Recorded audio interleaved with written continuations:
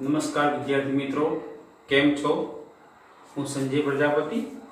આજે આપણે ધોરણ 10 ના વિજ્ઞાન અને ટેકનોલોજીમાં પ્રકરણ 6 જૈવિક ક્રિયાઓનો અભ્યાસ કરીશું.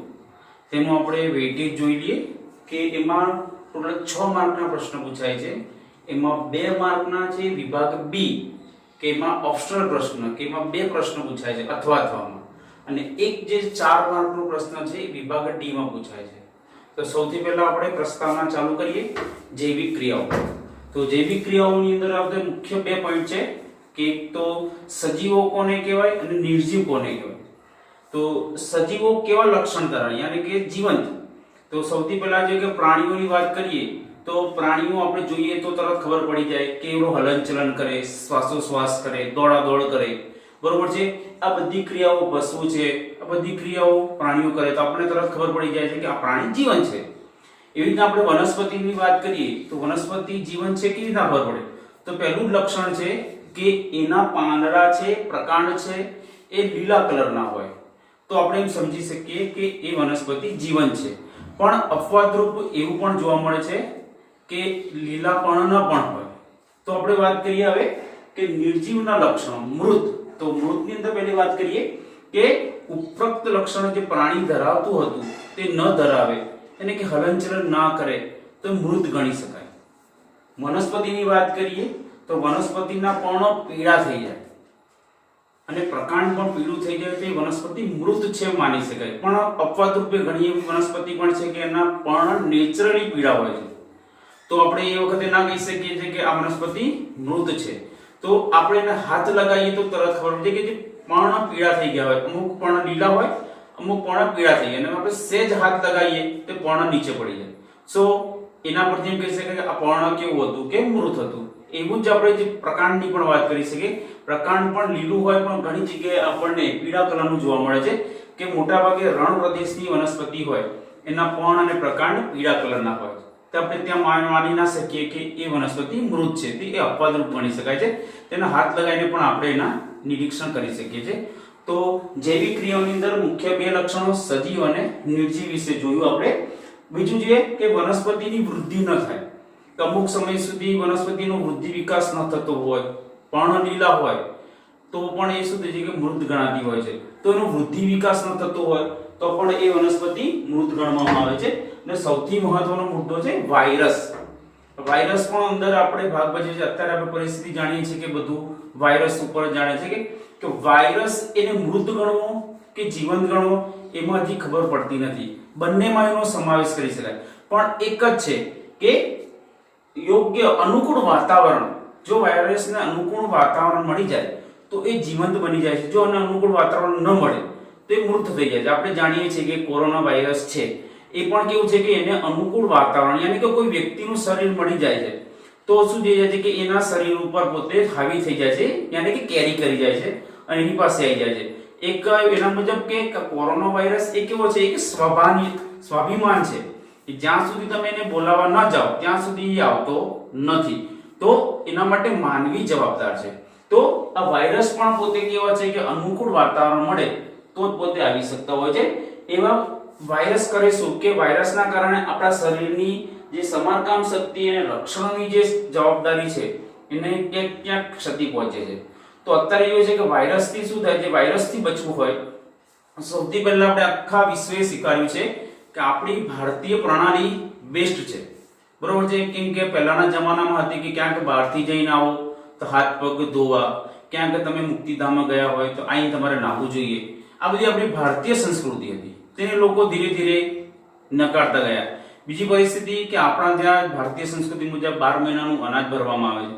અત્યારે એ લોકોને અહેસાસ થયો કે એ ક્યારે કામ આવે, કેમ કામ આવે.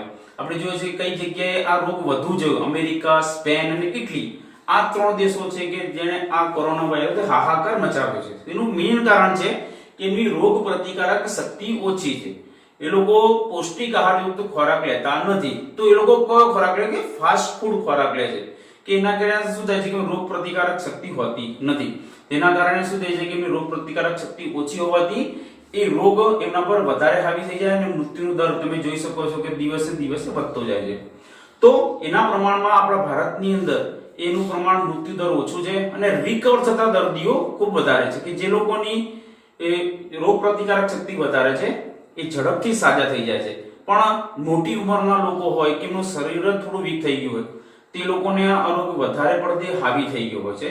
ઘણા બધા કિસ્સાઓ છે કે એની અંદર રોગ પ્રતિકારક શક્તિ વધારે છે. અમુક લોકો અત્યારે છે કે થેરાપી, તો એવી થેરાપી પણ એ લોકો શોધવામાં આવી છે, બરોબર છે, કે એનાથી શું થાય છે કે જે વ્યક્તિઓ કોરોનાના માત કરીને જે લોકો બહાર આવી ગયા છે તો એ લોકોના લોહીના સેમ્પલમાંથી રુધિરના કણો જે પીળા કલરના હોય છે એ લઈ જે દર્દી આવાથી પીડાતો હોય વાયરસથી, કોરોના વાયરસથી, તો એની અંદર આપણે અંદર મૂકી દેવામાં આવે, બરોબર છે, રુધિરના કણો, તો એની રોગ પ્રતિકારક શક્તિ વધી જાય અને એ પોતે આવા કોરોના વાયરસથી પોતે લડી અને જીતી શકે છે. તો અંતે એ આવે છે શું કે રોગ પ્રતિકારક શક્તિ વધવી. હવે આપણે જોઈએ છે કે આ પ્રસ્તાવનામાંથી આપણે ઘણા ટૂંકા પ્રશ્ન પણ પૂછી શકાય છે, 2 માર્કના પ્રશ્ન પણ પૂછી શકાય છે કે જીવંત કોને કહેવાય, નિર્જીવ કોને કહેવાય છે, વાયરસ વિશે જાણકારી આપો. તો આ બધું શું છે કે 1 માર્કમાં પૂછી શકાય છે. એ 2 માર્કનું વેઇટેજ છે, તેમાંથી 2 નાના નાના ટૂંકા પ્રશ્ન મૂકી અને એને 2 માર્કમાં પણ પૂછી શકે છે. સૌથી મોટો પ્રશ્ન છે આ જે જૈવિક ક્રિયાઓ, તેની આપણે ડેફિનેશન જોઈએ કે બધા સજીવો દ્વારા કરવામાં આવતી મુખ્ય ક્રિયાઓ કે જે સજીવોનું જીવન ટકાવી રાખવા માટે મુખ્ય ક્રિયાઓ કઈ જાણી છે. તો અત્યારના જે મુખ્ય ક્રિયાઓ, એક તો પૌષ્ટિક આહારયુક્ત ખોરાક અને બીજું છે કે યોગ, પ્રાણાયામ અને કસરત. આ બે આપણે અત્યારે મુખ્ય 2 ક્રિયાઓ ગણી શકાય કે એનાથી જ આપણું જીવન ટકી શકે. ધેટ મીન્સ શું કહી શકાય, જૈવિક ક્રિયાઓ, બરોબર છે. તો એની આ વ્યાખ્યા થઈ ગઈ. આપણે જોઈશું કે સામાન્ય જૈવિક ક્રિયાઓ કઈ.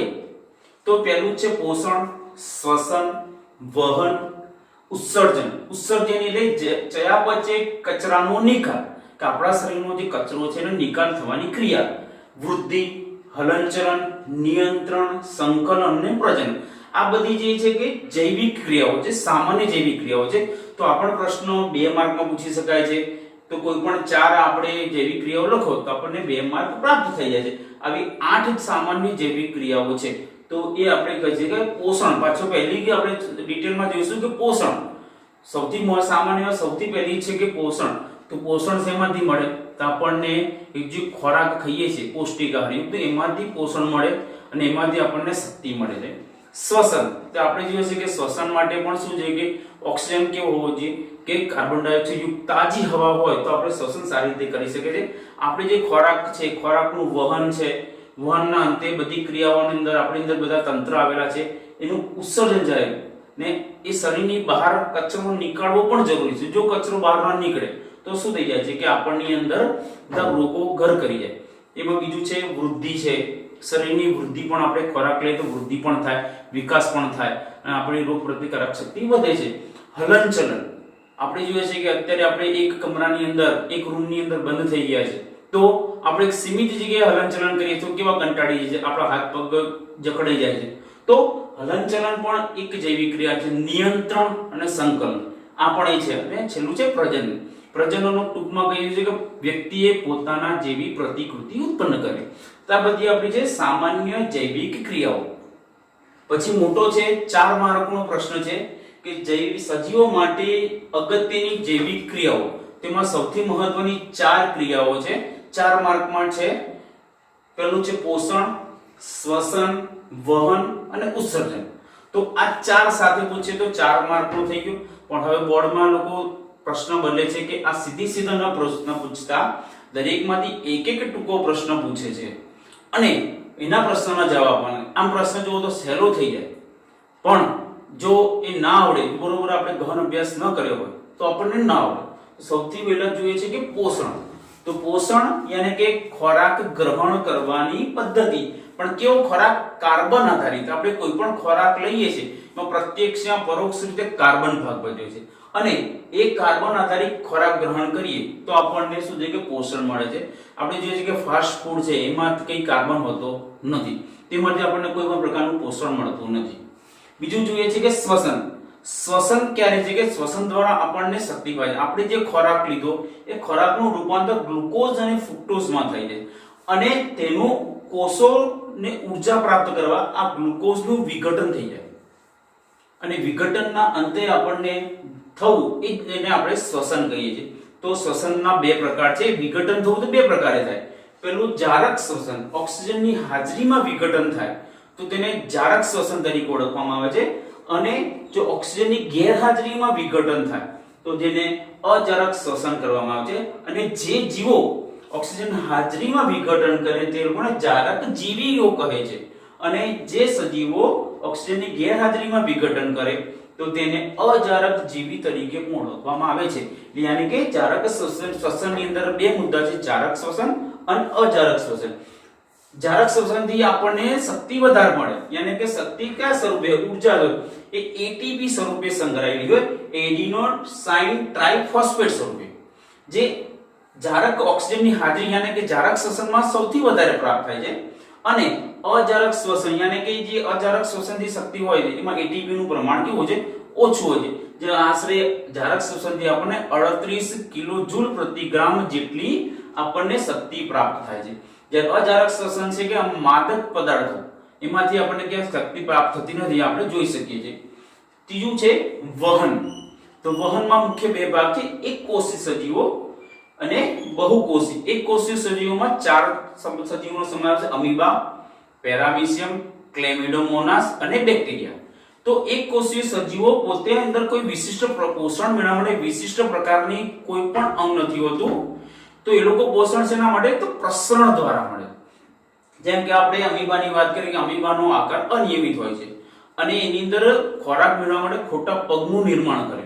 જે બાજુ ખોરાક હોય એ બાજુ ખોટા પગનું નિર્માણ કરી અને ખોરાકને પ્રસરણ દ્વારા શરીરમાં લઈ લે છે અને પ્રસરણ દ્વારા જ ખોરાકને બહાર કાઢે છે, યાની કે ઉત્સર્જન કરે છે. અને એના દ્વારા પોતાની વૃદ્ધિને વિકાસ કરે છે. પેરામીશિયમની વાત કરીએ તો પેરામીશિયમનો આકાર ચંપલના તળિયા જેવો હોય છે ને એના પર આવેલા નાના પ્રવર્ધો એના દ્વારા પોતે શ્વસન કરે છે. જે આપણે આગળ મુદ્દામાં આવશે એ આપણે ડિટેલમાં જોઈશું. યાની કે એક કોષીય જીવમાં કોઈ વિશિષ્ટ અંગ આવેલું નથી અને પર્યાવરણમાંથી પોતે પોષણ મેળવે છે. બીજો છે કે બહુકોષી સજીવો, તેમાં ફૂગ છે, વનસ્પતિઓ છે અને પ્રાણીઓ છે. તે લોકોની અંદર પોષણ મેળવવા માટે ચોક્કસ તંત્ર આવેલું હોય છે. આપણી અંદર પણ ચોક્કસ તંત્ર છે, જે ખોરાક ગ્રહણ કરવાથી માંડી ઉત્સર્જન તંત્ર સિવાય બધી ચોક્કસ જગ્યાએથી અન્નળી છે, જઠર છે, નાનું આંતરડું છે, એ બધા જ પ્રકારના આ પ્રકારના વહન તંત્ર તરીકે ઓળખવામાં છે, જે બહુકોષી સજીવોમાં હોય છે. અને ચોથો મુદ્દો છે ઉત્સર્જન. ઉત્સર્જન એટલે સાદું નકામા કચરો શરીરની બહાર નીકળવો.